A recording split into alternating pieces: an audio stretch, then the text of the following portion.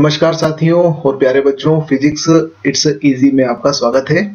और हम लोग बात कर रहे हैं कक्षा 12 के अध्याय 14 अर्धचालक इलेक्ट्रॉनिकी पदार्थ युक्तियां तथा सरल परिपथ, और इसका अभ्यास क्रमांक है 13। इसमें दिया गया है आपको निम्न चित्र में दर्शाए अनुसार परिपथ दिए गए हैं जिसमें नैंड गेट जुड़े हैं। इन दोनों परिपथों द्वारा की जाने वाली तर्क संक्रियाओं का अभिनिर्धारण कीजिए। हमें बताना है कि ये नैंड गेट आपस में किस गेट की भांति व्यवहार करते हैं, ये हमें जानकारी लेना है। तो सबसे पहले हम पार्ट ए पर बात कर लेते हैं। ये हमारा ए भाग है इसका प्रश्न का, और ये हमारा प्रश्न का बी वाला भाग हुआ। तो ए भाग के अंदर हम तर्क संक्रियाओं के द्वारा अर्थात बुलियन अलजेब्रा के माध्यम से, बुलियन समीकरण के माध्यम से जो इनपुट दिए गए हैं ए और बी, और आउटपुट हमें y मिलता है, इनमें आपस में क्या संबंध है a और b का y के साथ में, और हम इसकी तुलना कर लेंगे कि ये किस की भांति व्यवहार करता है। तो आप देखिए कि a और b इनपुट है, और जो पहले वाला नैंड गेट है इसका आउटपुट हमने y1 से प्रकट किया है, तो ये y1 हमें आउटपुट के अंदर प्रदान करता है। तो यदि हम इसका बुलियन समीकरण लिखें तो नैंड गेट का बुलियन समीकरण हो जाएगा y1 बराबर a एंड b नॉट। ये नैंड गेट का बुलियन समीकरण हो गया, ये y1 को प्रकट करता है। अब हमें यही y1 दूसरे नैंड गेट के अंदर इनपुट करना है। तो y1 और y1 ये दो इनपुट दोनों एक समान ही इनपुट है, और अंतिम आपको y मिलेगा। तो हम यहाँ लिख सकते हैं कि y बराबर y1 एंड y2, और ये नॉट कर दिया। तो ये बुलियन समीकरण हमने दूसरे वाले गेट के लिए लिख दिया। ये वाला समीकरण इस गेट से है संबंधित और ये वाला इस गेट से संबंधित है। अब आप इसको इस प्रकार से भी व्यक्त कर सकते हैं, y बराबर डी मॉर्गन थ्योरम से y1 बार और y2 बार, ये और का निशान है तो ये एंड का निशान है। तो y1 एंड y2 बार को लिख सकते हैं y1 बार और y2 बार, इस प्रकार से व्यक्त कर सकते हैं। अब आप देखिए कि हम y1 और y2 के दोनों के मान लिख देते हैं यहाँ पर।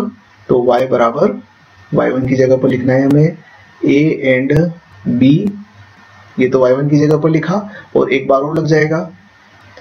और इसी प्रकार से y2 भी y1 ही है, तो हम यहाँ पर भी y1 ही करेंगे।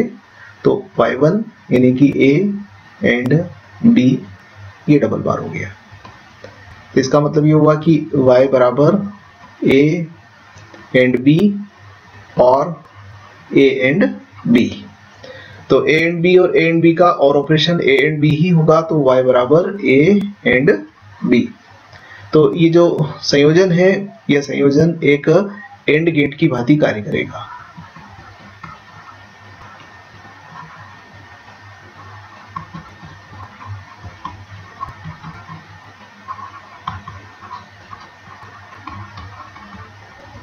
ये हमारा तार्किक संक्रियाओं के द्वारा उत्तर प्राप्त हुआ। अब यदि हम सत्य सारणी को भी देख लें, वैसे दोनों में से एक बात करना है।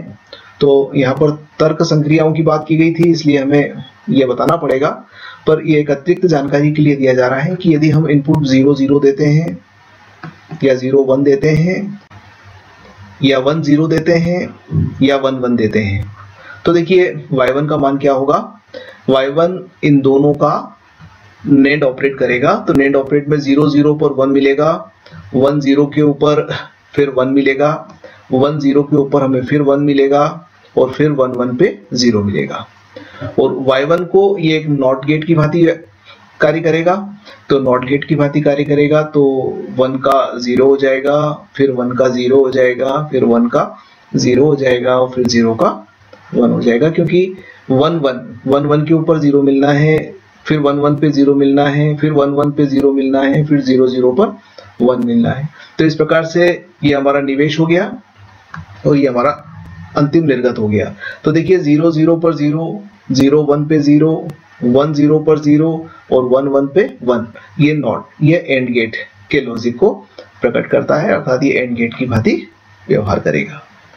अब बी वाले ऑप्शन पर आ जाते हैं। बी वाले ऑप्शन में देखिए 3 नैंड गेट लगाए गए हैं, जिसमें पहले 2 गेट जो हैं वो आपस में दोनों इनपुट्स को जोड़कर हमने नॉट गेट की तरह परिवर्तित किया है। तो जब नेंड गेट के दोनों इनपुट्स को जोड़ दिया जाता है तो वो नॉट गेट की भांति व्यवहार करते हैं। फिर इनके आउटपुट को हमने एक तीसरे नेंड गेट में दिया और अंतिम आउटपुट को प्राप्त किया है।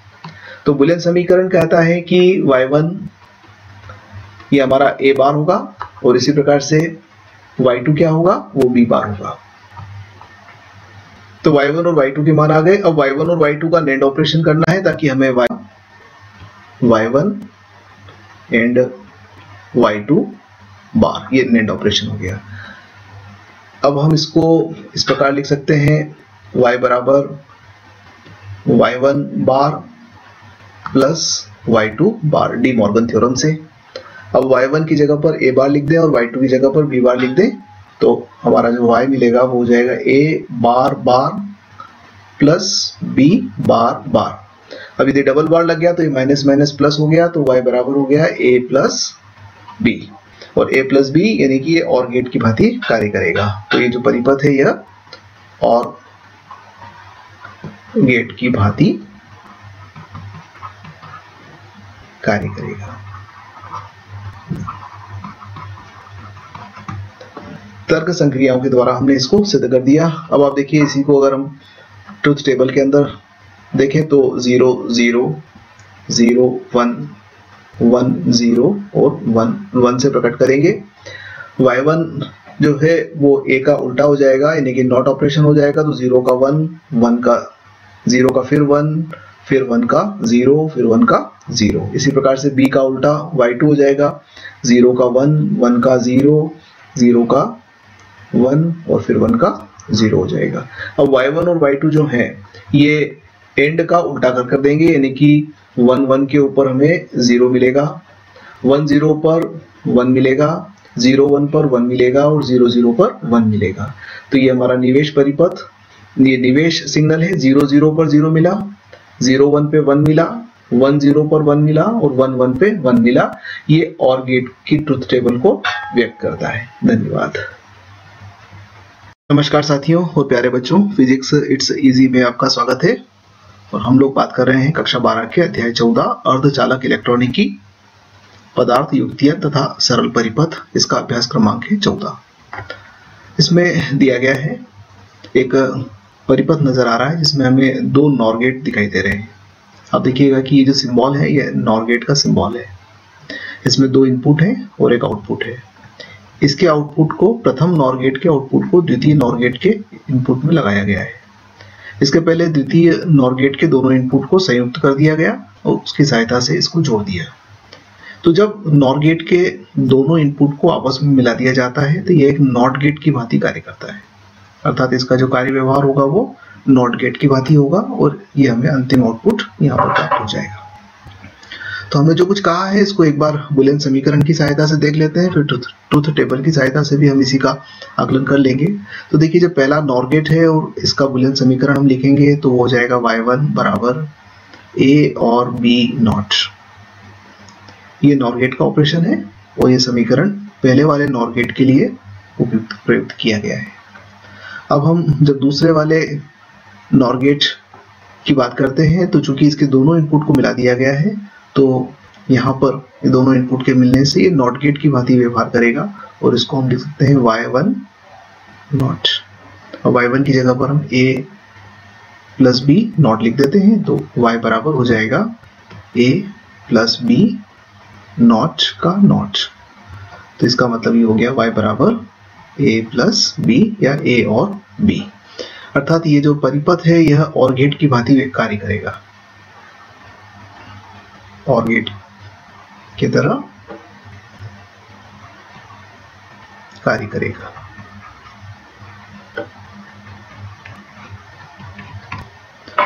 ट्रुथ टेबल में देखें तो इनपुट हमने 0 0 दिया या 0 1 दिया या 1 0 दिया या 1 1 दिया। अब पहला हमारा जो है वो नॉर गेट ऑपरेशन है, तो नॉर गेट ऑपरेशन के अंदर 0 0 का हो जाएगा 1, 0 1 का हो जाएगा 0, 1 0 का हो जाएगा 0 और 1 1 का हो जाएगा 0। ये नॉर गेट का ऑपरेशन हो गया। उसके बाद में ये नॉट गेट का ऑपरेशन करना है तो 1 का हो जाएगा 0, 0 का हो जाएगा 1, फिर 0 का हो जाएगा 1, फिर 0 का हो जाएगा 1। तो इनपुट है हमारे A और B और आउटपुट है हमारा Y। तो देखिए 0 0 पर 0 है, 0 1 पर 1 है, 1 0 पर 1 है और 1 1 पे 1 है। ये OR गेट की भांति कार्य करता है। धन्यवाद। नमस्कार साथियों और प्यारे बच्चों, फिजिक्स इट्स इजी में आपका स्वागत है। हम लोग बात कर रहे हैं कक्षा 12 के अध्याय 14 अर्धचालक, इलेक्ट्रॉनिकी, पदार्थ, युक्तियां तथा सरल परिपथ, और इसका अभ्यास क्रमांक है 15। तो आइए देखते हैं। इस अभ्यास में हमें दो पार्ट दिए गए हैं, पार्ट ए और पार्ट बी। पार्ट ए के अंदर एक नॉर गेट दिया गया है जिसके दोनों इनपुट को आपस में संयुक्त कर दिया गया। तो हमें पता लगाना है कि अब ये किस गेट की भांति व्यवहार करता है।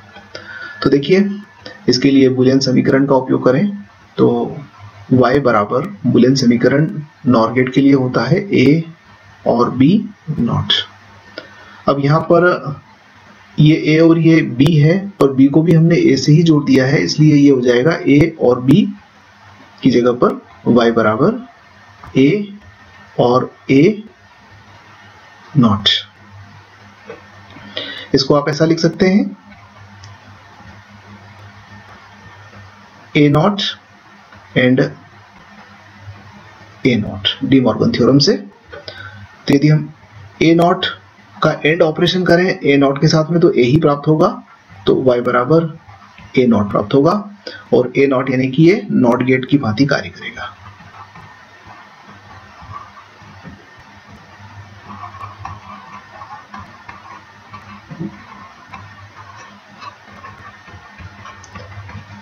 इसका बूलियन समीकरण देख लेते हैं। तो जब a को 0 दिया तो दूसरा इनपुट भी 0 है, और जब a को 1 दिया तो दूसरा इनपुट भी 1 ही रहेगा। तो जब 0 0 देंगे तो ये ऑपरेट करेगा नॉर गेट की भांति। तो 0 0 के ऊपर हमें 1 मिलता है नॉर गेट में, और 1 1 के ऊपर हमें 0 मिलता है। तो इनपुट यदि 0 है तो आउटपुट 1 मिलेगा, और इनपुट 1 है तो आउटपुट 0 मिलेगा। ये नॉट गेट की भांति कार्य करता है। अब इस परिपथ में यदि हम देखें तो यहाँ पर देखिए आपकी 3 नॉर गेट दिए गए हैं, 1 2 और 3। पहले वाले नॉर गेट और दूसरे वाले नॉर गेट के दोनों इनपुट्स को संयुक्त कर दिया गया है और उसको A और B से जोड़ दिया गया है। तो पहले वाले नॉर गेट से हमें आउटपुट y1 मिला और दूसरे वाले नॉर गेट से आउटपुट y2 मिला, और y1 और y2 को हमने तीसरे वाले नॉर गेट के इनपुट के अंदर जोड़ दिया। तो मूल रूप से जब a और b यहाँ पर दिए गए तो हमें यहाँ पर y क्या प्राप्त होता है ये निकालना है। तो आइए देखते हैं हम इनका व्यवहार कैसा है। तो जैसा कि हम पहले वाले पार्ट में देख चुके हैं कि जब किसी भी नॉर गेट के दोनों इनपुट्स को मिला दिया जाता है तो उस स्थिति के अंदर वो नॉट गेट की भांति व्यवहार करता है। तो ये दोनों जो है ये नॉट गेट की भांति व्यवहार करेंगे, यानी कि मैं सीधे सीधे लिख सकता हूँ कि y1 बराबर a नॉट है, और इसी प्रकार से y2 बराबर भी है हमारा b नॉट। तो y1 और y2 के मान जो है वो a नॉट और b नॉट है, वो इसकी सहायता से हमने यहाँ पर बता दिए। अब y1 और y2 हमने इस नॉर गेट के अंदर दिए हैं, तब इसका हम नॉर ऑपरेशन कर लेते हैं। तो y बराबर हो जाएगा y1 प्लस y2 नॉट, और यहाँ पर डी मॉर्गन थ्योरम लगा देते हैं, y1 not and y2 not. अब आप y1 की जगह पर a नॉट लिख दें और y2 की जगह पर b नॉट लिख दें, तो क्या हो जाएगा y बराबर a not not and b not not, minus minus plus, उसी प्रकार से नॉट नॉट जो है वो हट जाएगा। तो हमारा जो अंतिम मिलेगा वो मिलेगा y बराबर a and b, a dot b यानी कि a एंड b। तो ये किसकी भांति व्यवहार करता है? यह एक एंड गेट की भांति व्यवहार करता है।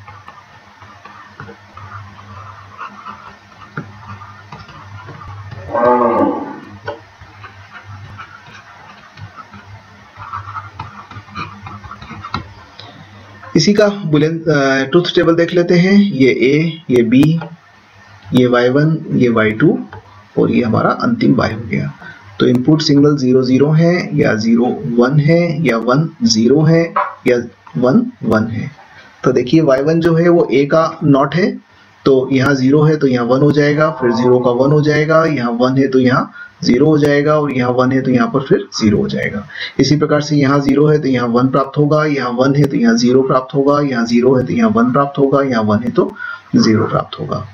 अब इन दोनों से हमें नॉर ऑपरेशन करवाना है, तो 1 1 के ऊपर हमें 0 मिलेगा, 1 0 के ऊपर फिर 0 मिलेगा, 0 1 पर फिर 0 मिलेगा, और 0 0 पर 1 मिलेगा। तो इस प्रकार से आप देखिए कि इनपुट जो है वो है 0 0, आउटपुट है 0, इनपुट है 0 1, आउटपुट है 0, इनपुट है 1 0, आउटपुट है 0, और इनपुट है 1 1, तो आउटपुट है 1। यह एंड गेट की ट्रुथ टेबल को व्यक्त करता है। धन्यवाद।